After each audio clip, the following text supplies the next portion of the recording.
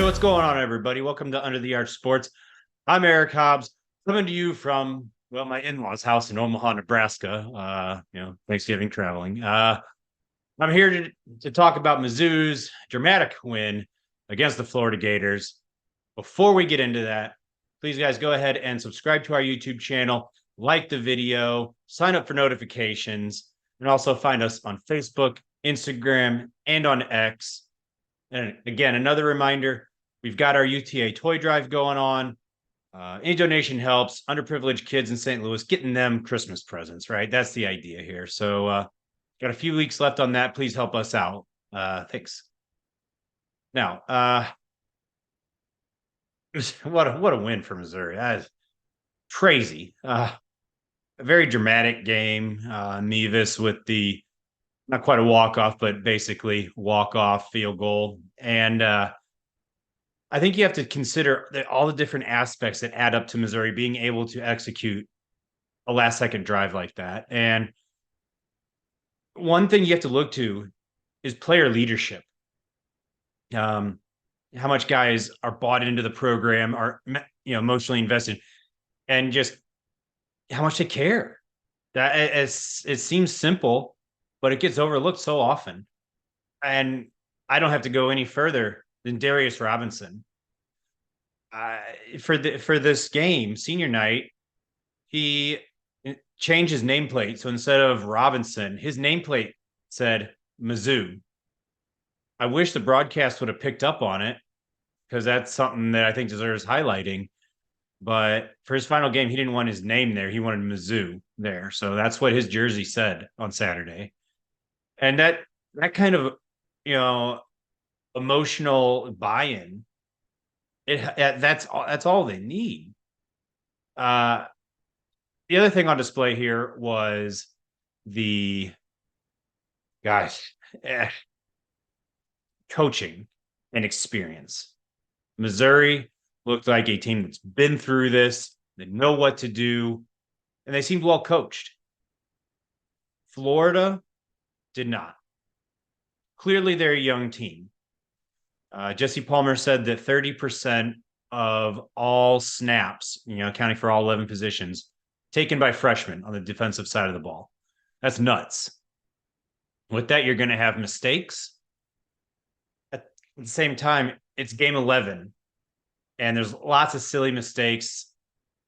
The offensive line for Florida had mistakes left and right. So many procedural penalties. There's always penalties of execution, a hold, pass interference, stuff like that. Those, you can kind of live with those aggression type penalties to an extent, but procedural penalties will just drive you nuts. And Florida had those left and right, just doing Missouri favors. And honestly, Missouri looked like the calmer team at the end. They said, all right, we're losing. All right, well, we got time. Let's go get this drive and go get it done. And even on 4th and 17, there wasn't really panic. It was Florida who left one of the best receivers in the country, just kind of between two defenders. No one really covered him. That drive was Brady Cook's, at least third opportunity to lead a dramatic come from behind drive. LSU at the last second, that drive ended in a pick six. Georgia, you go back to midway through the fourth quarter, Mizzou makes it to midfield, down by 6 points, and then he throws the pick to Stackhouse, and everyone's wondering, is this guy, does he have any kind of clutch in him? Is he a choke artist?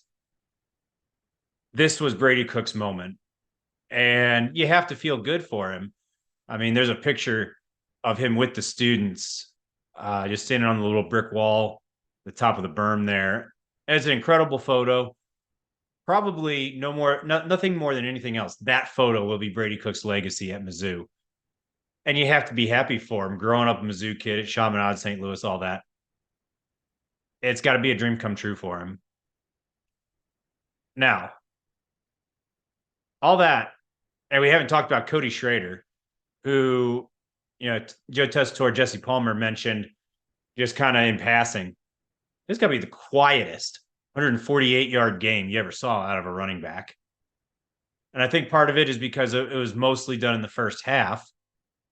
But Schrader, once again, just finding holes, powering his way through all that.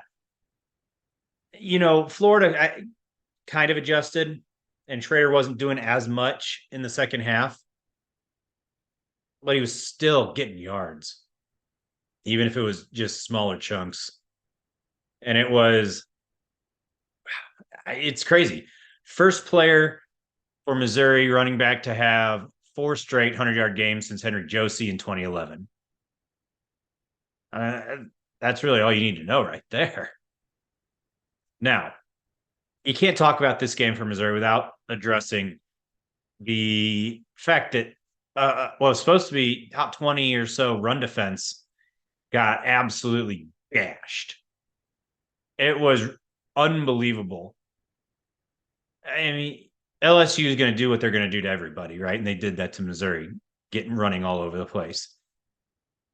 You wouldn't have expected that out of Florida.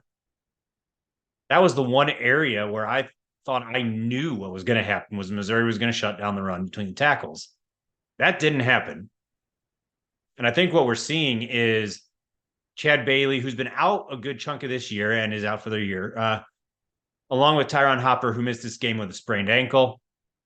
Having neither one of them at linebacker, that really, really hurt. At the end of the game against Tennessee, it was Hicks and Newsome out there, and they did well. And everyone said, okay, maybe Mizzou's going to be all right. Linebacker was a problem. There were so many times where if they got to the second level, to the linebacker level, it was over. The linebackers had no chance. And a lot of it wasn't necessarily they missed the tackle. It was they had played themselves out of the play by biting hard on a fake or just letting themselves get blocked right out of it. Couldn't shed the block. And the holes were huge. That is a problem with Arkansas and their capability running the ball. That's something that has to be addressed. So we'll see what happens with that. But a win is a win, right? And a win is especially sweet when you don't bring your A game. And I don't think Missouri did. Brady Cook's stat line looks pretty good, but 330 yards, whatever it was, 77 on one play that was a little more than a dump off. There weren't shots left and right. And when I was watching the last drive, I was worried that Missouri wasn't going to be able to execute it because Florida's corners were all over the place. They were all over Mizzou's wide receivers. They couldn't get separation. That's something we haven't seen a lot of, this last 5-6 game stretch was corners who could stick with the receivers from Missouri. So I was impressed with Florida. This Florida team they're talented. They're just young. I think if Florida has the patience to stick with Billy Napier, I think they just need to figure out quarterback. And maybe they did with Max Brown. He added a dimension that Missouri wasn't ready for, I don't think at all. At least not the players. Maybe the coaches, it said, hey, this guy's a run threat. The players didn't execute like they were ready for a running quarterback in this game. But again, talented team Florida comes in here with plenty of fight. That was a question. They were here to win, and darn near did. But Mizzou, despite not having their best effort, found a way. That's something this team has figured out in the last year, is they have learned how to win. And that's the reason that the Tigers got the win in this one. And hey, look, Missouri is sitting at 9-2, a win in the battle line, a rivalry game against Arkansas, and you got 10 wins. And who saw that coming? And let's face it, sitting at 9 in the country, win this game. Yeah, you got to think Mizzou's getting a New Year's Six bowl. That would be either what, cotton, peach, or Fiesta, maybe. Wild, wild, wild.